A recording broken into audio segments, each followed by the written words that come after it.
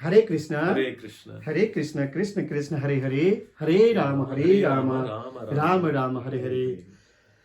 आप लोगों का स्वागत है मेरा एक गुना सुख कटवाल यूट्यूब चैनल में। आज हमारे पास ऐसी डिस्टिंग्विश्ड गेस्ट है, नोटेबल गेस्ट है। उन्होंने new Vrindavan West Virginia America में 40 दिन के लिए महायज्ञ शुभारंभ किया है। और उसके दौरान में आप अगर अगर हमारा यूट्यूब चैनल देखा है तो उधर भी ब्रॉडकास्ट हुआ है महायज्ञ के। तो आज हम बात करते हैं, गेस्ट है अग्निहोत्री सुदामा जीवनदास। हरे कृष्ण जी, आपका स्वागत है गुरुजी इधर। Hare Krishna. Thank you very much. तो गुरुजी, हम ये जानना चाहते हैं, जो आप महायज्ञ कर रहे हैं, करवा रहे हैं इधर न्यू वृंदावन वेस्ट वर्जीनिया में माउंट्सविल में। गुरुजी, हमारे पौराणिक कथा में और हिस्ट्री में महायज्ञ और यज्ञ का क्या महत्व है, ये बताइए। यज्ञ में हमेशा बोलता हूँ, भगवान यज्ञ को बोलते हैं तपस्या। तपस्या, अच्छा। ओके, कि सैक्रिफाइस करना, कुछ सैक्रिफाइस करना, तो इसीलिए हम यज्ञ बोलते हैं। अल्टीमेट हमारा एम है कि हम अपने आप को भगवान को अर्पण कर दे। Okay, sacrifice ourselves to the supreme. हमारे शास्त्र में कहा गया है कि सभी को अपने आप को भगवान को अर्पण करना है, लेकिन वो सभी से नहीं होगा, सभी से नहीं होगा। पूरे जीवन को भगवान के लिए अर्पण करना वो किसी को होता है, वो लोग संन्यास लेके कहीं जाके तपस्या में बैठ जाते हैं, वो सभी से नहीं होगा। इसीलिए क्या करते हैं, हम लोगों के लिए कुछ नियम और कानून बनाया है कि जो भी है इंसान, उसको थोड़ा तो यज्ञ करना चाहिए। हर एक पहले के जमाने में हम देख सकते हैं कि हर घर में रोज सुबह और शाम को यज्ञ होना ही है। घर में हर एक घर में, इररेस्पेक्टिव ऑफ कौन सा वर्ण है, कौन सा आश्रम में, वो बिना उसके भेदभाव से सभी को करते थे, सभी करते थे पहले के जमाने में। कृष्ण भी करते थे पंचशून यज्ञ, प्रभुपाद बोलते हैं, भागवतम में भी लिखा है कि सुबह उठ के पंचशून यज्ञ करने के बाद ही कृष्ण अपना कार्य शुरू करते थे। भगवान श्री कृष्ण भी करते थे। तो ये बहुत इंपॉर्टेंट है कि सभी को यज्ञ करना चाहिए रोज। अच्छा। ओके, 2 प्रकार करने हैं, लेकिन आजकल क्या हो गया है, वो आते काल क्रमेण क्या हो गया, सभी वो छोड़ दिया। सिर्फ वो थोड़े 25% लोग, मानिए वो लोग उसको पालन करते थे। वो लोग जो पालन करते थे उनको ब्राह्मण लोग हैं, लेकिन काल क्रमेण वो भी छोड़ रहे हैं, आजकल वो भी कुछ नहीं कर रहे हैं। तो ये यज्ञ का जो परंपरा चली आ रही थी हमारे सनातन धर्म में, वो अभी उतना नहीं हो रहा है। तो उसको शुरू करना है अभी। प्रभुपाद की कृपा से आजकल हम देख रहे हैं दुनिया भर के सभी युवजन अभी क्या हो रहा है, हरे कृष्ण यज्ञ में जुड़े हुए हैं। संकीर्तन महायज्ञ जो बोलते हैं, तो उसमें जुड़े हुए हैं, सभी हरे कृष्ण मंत्र जप कर रहे हैं बहुत सारे लोग। हमारी इच्छा है कि सारे प्रपंच इसको स्वीकार करे और उसको जपना शुरू कर दे। यस जी, मैं भी 3-4 बार यज्ञ में बैठा, क्योंकि मेरे लिए यज्ञ बहुत क्या बोलता है उसके न्यू था, मैं ज्ञान था। जब मैं 3-4 बार बैठ गया तो आपके जो यज्ञ में जो पूजा का विधि होता है और यज्ञ करते हैं, उसमें धीरे समझ में आ गए। देखने के बाद आपको ये कहने के लिए मेरे महसूस हो रहा है कि पूजा और यज्ञ में क्या फर्क है। पूजा जब करते हैं वो भावग्राही जनार्दन भाव से करते हैं। हम पूजा जब करते हैं, इधर भी हम यज्ञ से पहले पूजा करके ही यज्ञ शुरू करते हैं। अच्छा। आपने देखा होगा, पहले गुरु का पूजा होता है, उसके बाद नरसिंह भगवान का आह्वान करके उनको भी पूजा करके उसके बाद हम शुरू करते हैं। ये है कि जैसे सोचिए हम किसी मेहमान को घर में बुलाए या किसी मेहमान घर आ गए, हम उनको वैसे ही बाहर बैठा के वैसे ही खड़े करके बात करके उनको बेचते नहीं है। हमारे संप्रदाय है, उनके घर को अंदर लाते हैं और उनको थोड़ा खाने के लिए पूछते हैं, कुछ देते हैं उनको और उनको विश्रांति करा के जब जाना चाहते हैं तब बेचते हैं उनको। वैसे ही भगवान को जब हम बुलाया है तो उनको भी क्या है, थोड़ा हम बोलते हैं षोडशोपचार। षोडशोपचार जो है उसको भगवान के लिए करना है, क्योंकि भगवान आए हैं घर, तो उनके लिए हम ये पूजा करते हैं कि उनको संतृप्त करने के लिए।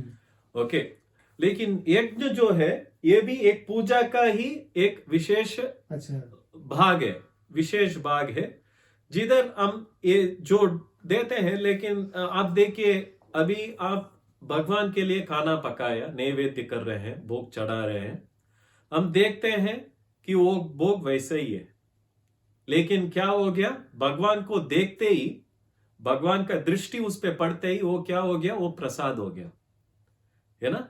लेकिन हवन में क्या होता है, यज्ञ जब करते हैं जिसमें डालते हैं, वो हम देख सकते हैं कि वो भगवान खा रहे हैं, अग्नि के स्वरूप में वो ले रहे हैं, वो पचा रहे हैं।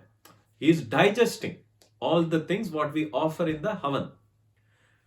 Are you getting it? So whatever we offer in the sacrifice, as a sacrifice, जो भी इच्छा है, मन की इच्छा है, हम उसको अर्पण करना चाहिए भगवान को, that he accepts and we can see that what you call साक्षात हम देख सकते हैं भगवान वो लेते हुए। That is the major difference। मैं तो ये कहना चाह रहा था, यज्ञ में इतनी सारे जो अन्न होते हैं उसको हवन में डालते हैं, तो इतना सारा अन्न खर्च हुआ, ऐसे बोलना चाह रहा था, लेकिन आपने अभी अभी बताया कि वो भगवान के लिए अर्पण किया है। करेक्ट। तो फिर भी प्रश्न ये हो गया, इतने सारे अन्न हम क्यों फेंकते हैं? फेंक नहीं रहे।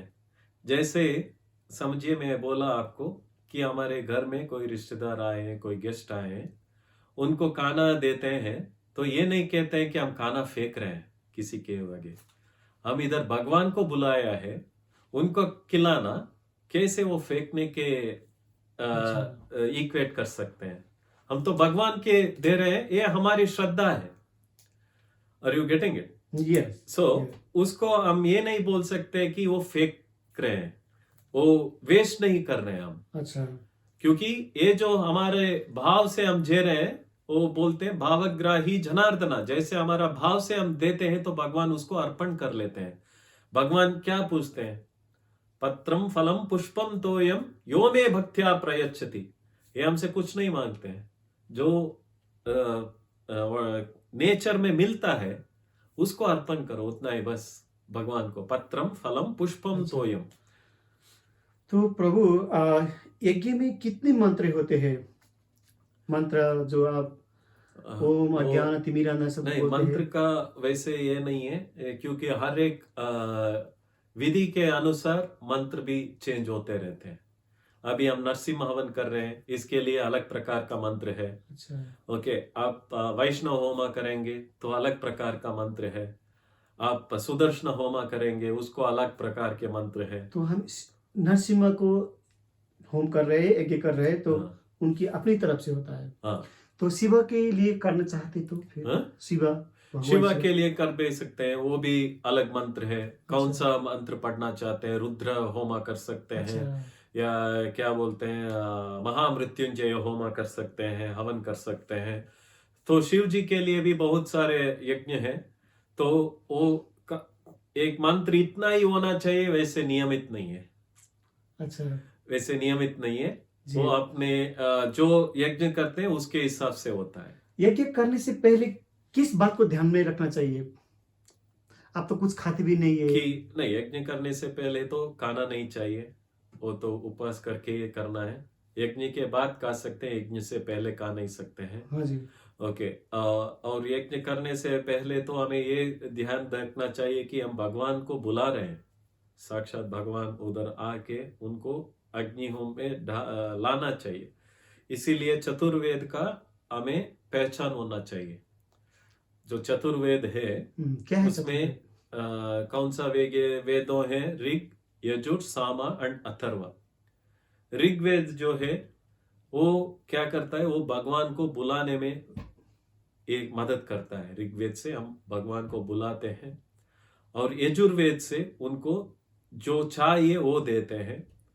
और जो सामवेद है, जो भगवान आगे, जैसे समझिए हमारे घर में कोई मेहमान आए हैं, उनको खाना दिया पिलाया, वैसे ही छोड़ते नहीं है, उनको थोड़ा एंटरटेनमेंट भी कराते हैं। तो सामवेद होता है एंटरटेन करने की तरह होता है वो सामवेद, वो गाने की तरह होता है सामवेद। और जो अथर्ववेद होता है उनका ये है, इसमें बहुत इंपॉर्टेंट, क्योंकि आजकल तो ये खबर भी एक बैठ नहीं सकते हैं। हमारा अब देखे होंगे कि 1 घंटा चलता है, उसमें भी कोई बैठना नहीं चाहता है, उतना लोग नहीं बैठते 1 घंटे के टाइम पे। लेकिन पिछले जमाने पे तो हजारों वर्ष चलता था, ये बहुत बड़ा यज्ञ चलता था। इसमें क्या होता है, जो ब्राह्मण वो पूजा कर रहे हैं उनको बीमार नहीं होना चाहिए, उन और यज्ञ में कुछ क्या बोलते हैं, नेचुरल कैलामिटीज नहीं होना चाहिए। जैसे अभी आप देखेंगे कि बाहर स्नोफॉल है, ऐसा हो गया तो यज्ञ नहीं हो पाएगा, क्योंकि बाहर करते थे लोग। ये सब कुछ नेचुरल कैलामिटीज भी बचने के लिए क्या करते थे, ये अथर्वण वेद उपयोग करते थे। तो अथर्वण वेदी उधर बैठ के उनका जिम्मेदारी था कि जो उधर बैठे उनके उनको और उनके फैमिली में कुछ ना गलत हो। क्योंकि समझिए वो किसी बोलना नहीं चाहता, लेकिन कोई गुजर गए उधर, जो पूजा करते हैं वो गुजर गए, या उनके फैमिली में कोई चल गए, तो क्या होगा, 13 दिन के लिए वो पूजा नहीं कर सकते, कुछ नहीं कर सकते, कई कई तो 1 साल भी नहीं कर सकते हैं। तो वो पूजा में बाधा आ जाएगा, वो बाधा ना आए, इसीलिए अथर्वण वेदी को ये है कि वो जानते हैं कि कैसे ये सब कुछ रोक सकते हैं। तो ये चारों वेदों मिलके करना ही संपूर्ण यज्ञ होता है। अच्छा, क्या पूछूं प्रभु, बहुत सारे प्रश्न थे, आपने तो एक ही जवाब में सबको मिटा दिया। हरे कृष्ण। बताइए, यज्ञ करने से क्या लाभ होगा, ये बताइए। यज्ञ करने से भगवान कुछ नहीं है, तो कृष्ण बोलते हैं भगवत गीता में, क्या बोलते हैं, अन्नात् भवति भूतानि पर्जन्याद् अन्न संभवः, यज्ञात् भवति पर्जन्यो यज्ञ कर्म समुद्भवः। इसका मतलब है, हम सभी जानते हैं कि हर एक जीव को क्या चाहिए। हर एक जीव जीता है, उसको जरूरी है खाना, बिना खाए कोई नहीं रह सकता है। तो ये बोलते हैं अन्नात् भवति भूतानि, कि सारे जो जीव शक्ति है उस सभी को अन्न चाहिए। और अन्न किधर से उत्पन्न होता है? अन्न उत्पन्न होता है पर्जन्य, बारिश, रेन, बारिश से अन्न उत्पन्न होता है। ये बारिश कैसे होता है? बारिश होता है यज्ञ करने से। सो अन्नात् भवति भूतानि पर्जन्याद् अन्न संभवः, यज्ञात् भवति पर्जन्यो, यज्ञ करने से बारिश होता है, यज्ञ कर्म समुद्भवः। इसीलिए भगवान बोलते सभी को यज्ञ करना चाहिए। तो इसीलिए हम यज्ञ शुरू किया है, लेकिन इधर का संकल्प है हर एक जीव जंतु खुशी से रहे, इसलिए हम यज्ञ करते हैं। इसीलिए हम यज्ञ कर रहे हैं। इधर एक मंडल का यज्ञ का ये लिया है, संकल्प लिया है 48 डेज। ओके, तो सभी अटेंड कर सकते हैं। ये अभी आप आ नहीं सकते तो ऑनलाइन भी देख सकते हैं, जैसे हमारा मायापुर टीवी में जाके आप newvrindavan.com पे जाइए, या हमारा ये यूट्यूब चैनल पे भी आप दे सकते हैं। आप नीचे वो जो बेल आइकॉन है उसको दबाइए, तो आपको इंटीमेशन आ जाएगा। प्रभु जी जब भी शुरू कर रहे हैं जी, इंटीमेशन आ जाएगा उनको, नोटिफिकेशन, सभी को नोटिफिकेशन आ जाएगा। So please subscribe to the channel and please like. फिर भी थोड़ी some more questions about प्रभु, हम सुनना चाहते हैं, आप पॉसिबल है तो जो महायज्ञ मैंने देखा है उसमें आप पहले क्या करते हैं, उसके बाद क्या करते हैं और क्या करते हैं, ये ओके बताइए। ओके। पहले हम करते हैं कि भगवान को आह्वान करते हैं। पहले पूजा करने से पहले हम ये बोलते हैं, ओम तदेव लग्नं सुदिनं तदेव ताराबलं चंद्रबलं तदेव विद्याबलं दैवबलं तदेव लक्ष्मीपते तेङ्ग्रियुगं स्मरामि। This is a very very important मंत्र है ये बोलते हैं क्योंकि जब हम शुरू कर रहे हैं कुछ भी अच्छा काम शुरू करने से पहले हमको पंचांग देखना चाहिए कि ये तिथि वार योग नक्षत्र और करण ये सभी अच्छे होना चाहिए। लेकिन हम तो रोज के लिए यही टाइम फिक्स किया है, तो हमें मालूम नहीं है कि वो अच्छा है कि नहीं है। तो हम इसीलिए ये मंत्र बोलते हैं। इसका मतलब है तदेव लग्नम सुदिनम तदेव। लग्न भी अच्छा होना चाहिए, दिन भी अच्छा होना चाहिए। तारा बलम चंद्र बलम तदेव। तारा बल भी अच्छा होना चाहिए, नक्षत्र बल अच्छा होना अच्छा। चाहिए, चंद्र बल अच्छा होना चाहिए, विद्या बल, विद्या हमारा तो जो ये विद्या, शुक्ला पक्ष क्या बोलते हैं ना आप? हाँ शुक्ल पक्ष कृष्ण पक्ष अच्छा। नहीं, वही नहीं है। अच्छा। मैं बोल रहा हूं कि पूरा जो बल है हाँ जी। ये कृष्ण पक्ष में भी कभी कभी थोड़ा बल अच्छा हो जाता है, अच्छा और शुक्ल पक्ष में भी कभी कभी वो बुरा भी हो सकता है। अच्छा। अच्छा। तो इसीलिए क्या है, जो अच्छा बल की प्राप्ति करने के लिए ये मंत्र बोलते हैं। और बोलते हैं चारा बलम चंद्र बलम तदेव विद्या बलम दैव बल भी होना चाहिए। जब हम कर रहे हैं तो भगवान का कृपा भी होना चाहिए उस वक्त पे। अच्छा, कृपा भी चाहिए। कृपा भी चाहिए। तो इसीलिए वो कैसे प्राप्त होगा, हम बोलते हैं लक्ष्मीपते ते अंघ्रियुगम स्मरामि। जब लक्ष्मीपति कौन है, महाविष्णु या श्री कृष्ण को स्मरण करते हैं तो सारे जो प्रपंच में जो भी है वो सभी नक्षत्र तारा ये सब कुछ ऐसे जुड़ जाते हैं कि हमें अच्छा फल दे। तो इसीलिए ये शुरू बोल के हम शुरू करते हैं। तो उसके बाद हम लेते हैं व्हाट यू कॉल संकल्प लेते हैं, हम किस उद्देश्य से ये कर रहे हैं। अच्छा। हर एक जीवन में हमें एक बहुत इंपॉर्टेंट मैटर है कि हमें ये समझना चाहिए कि हम बिना संकल्प पे कुछ भी नहीं कर सकते। संकल्प जो भी हम करते हैं तो जीवन में वो संकल्प लेके करना है, क्योंकि हम इसलिए कर रहे हैं। ये नहीं कि बिना संकल्प पे हम कुछ काम करेंगे तो वो किस लिए कर रहे हैं वो मालूम नहीं पड़ेगा। तो संकल्प मतलब शुभ चिंतन होना चाहिए। तो हम एक संकल्प लेके वही संकल्प के ऊपर ध्यान करके पूजा करते हैं। और उसके बाद करते हैं जो हमने शुरू किया है उसमें बाधा नहीं आना चाहिए। अच्छा। बाधा नहीं आना चाहिए, वो संपूर्ण जो जैसे सोचिए हम संकल्प लिया है यज्ञ करेंगे बोल के, तो यज्ञ के बीच में कोई बाधा नहीं आना चाहिए। इसीलिए क्या करते हैं, उसीलिए हम गुरु का पूजन पहले करते हैं। बाधा का मतलब क्या?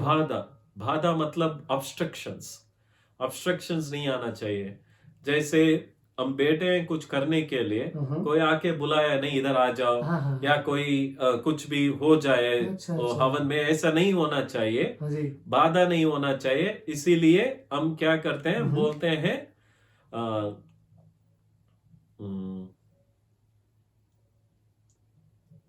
तो एक मंत्र होते हैं। हाँ जी, एक मिनट। तदंगत्वेन सकल विघ्न निवारणार्थम आदौ श्री गुरु पूजाम च करिष्ये। अच्छा। कि गुरु पूजा करके हम शुरू करते हैं, क्योंकि इसमें बाधा ना हो। अच्छा। ओके, विघ्न ना आना चाहिए, कोई विघ्न नहीं आना चाहिए। इसलिए गुरु पूजा करके हम गुरु से ये विनती मांग रहे हैं, गुरु जी आप इधर बैठ के ये देखभाल कीजिए। हमारा जो कार्य शुरू किया है आपके आदेश से ही कर रहे हैं, गुरु के आदेश से ही कर रहे हैं ये सभी, तो आपकी आदेश से कर रहे हैं, इसीलिए आप बैठ के इसको प्रोटेक्ट कीजिए।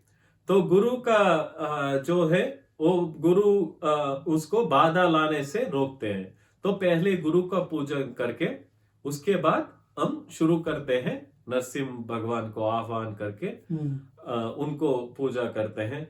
उनका आह्वान हम करते हैं, आवाहयामि स्थापयामि आवाहितो हाँ, भव, yes. स्थापयामि, स्थापितो भव, सन्नीतो भव, षण्मुखो भव, कुंठितो भव, व्यापितो भव, वरदो भव इति षण्मुद्रा प्रदर्श्य, ये बोलते हैं और दिखाते हैं और उनको आसन देते हैं। हम उनको कलश पे भी आह्वान किया है, अग्नि पे भी आह्वान किया है, और उसके साथ हम ये कहते हैं हृदय रत्न सिंहासनम समर्पयामि। इसका मतलब है हम बाहर उतने बड़ा सिंहासन नहीं बना सके भगवान, जो आपको बिठा सके, उतना भगवान के आगे इतना महान है वो। उनके सामान्य हमारा जो भी सिंहासन है वो बड़ा नहीं है उनके लिए। तो हम बोलते हैं हृदय रत्न सिंहासनम, मेरे हृदय में ही आपको बिठा रहे हैं, हृदय में आपके लिए बहुत बड़ा रत्न सिंहासन बना के हम आपको हृदय में ही रखना चाहते हैं। हम उनको हृदय में बिठा के फिर हम शुरू करते हैं हवन करना। उनको पाद्य आचमनीयम, अर्घ्यम, पाद्यम, अर्घ्यम, आचमनीयम, उनको नहाते हैं मंत्र पढ़ के, और उनको सारे जो सामग्री है जैसे अलंकरणार्थम क्या बोलते हैं, चंदन देते हैं, हरिद्रा, कुंकुमा और अक्षता, ये सभी दे के फूल डालते हैं भगवान को। ये सभी अर्पण करके नैवेद्य भी करके धूप दीप चढ़ा के उसके बाद हम शुरू करते हैं हवन को। तो ये बहुत बड़ा इम्पोर्टेंट है। हवन की पारी आ गया। ये सभी हवन से पहले होता है। ये सभी हवन से पहले होता है। हवन से पहले हम भगवान को पूजन करके उसके बाद हम शुरू करते हैं भगवान को हवन में अग्नि को स्थापना करते हैं। उसके बाद उसके लिए हम करते हैं अग्नि में भी मैं बोला आपको कि 3 प्रकार के अग्नि होता है, वो है तामसिक, राजसिक और सात्विक होता है। हमें चाहिए सात्विक अग्नि। सो इसीलिए हम क्या करते हैं, एक दीप को जला के उससे क्रव्यादम अग्निम प्रहिणोमि दूरम यमराजम गच्छतु विप्रवाहा बोल के एक अग्नि को फेंक देते हैं उस तरफ। अच्छा। ओके, उसका मतलब है हम अग्नि से जो भी अग्नि हम जला रहे हैं उससे जो भी दोष है वो सब कुछ मिटा के हम फिर उसको अग्नि को, जो शुद्ध अग्नि है उससे हम अग्नि स्थापन करते हैं। ये अग्नि स्थापन करने के बाद आप देखे हैं कि रोज क्या होता है। यस। तो क्या क्या चाहिए? आप मैंने नारियल देखा, फ्रूट्स देखा, और जब हवन में हम डालते हैं स्वाहा स्वाहा बोलते हैं, वो क्या है वो? भगवान स्वाहा, ये स्वाहा एक शब्द है, आपने स्वाहा बोला, लेकिन शास्त्र के अनुसार देखा जाए, वेदों के अनुसार हमें जब हवन करते हैं हम बोलते हैं स्वाहा आ। अच्छा। स्वाहा आ, स्वाहा ये स्वाहा अग्नि का पत्नी है। ओके, तो हमें जो भी अग्नि को देना चाहते हैं हम हर वक्त शक्ति के मार्ग ही जाना पड़ेगा। तो स्वाहा हा होता है, स्वाहा और स्वधा, तो दोनों अग्नि के शक्तियां हैं। तो स्वाहा के मुझ बोल रहे हैं अच्छे अग्निदेव, हम आपको अर्पण कर रहे हैं ये